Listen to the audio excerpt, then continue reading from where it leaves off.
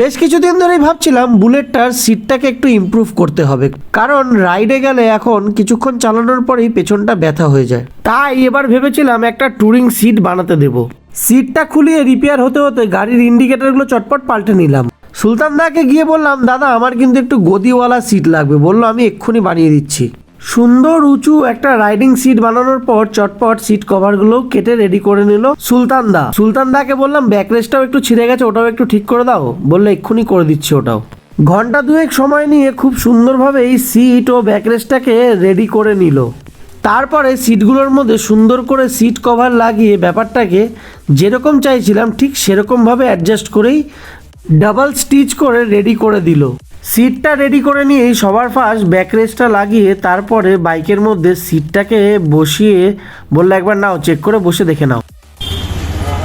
ফিডব্যাকটা কেমন সেটা নিশ্চয়ই রনির এক্সপ্রেশনে বুঝতে পারছো।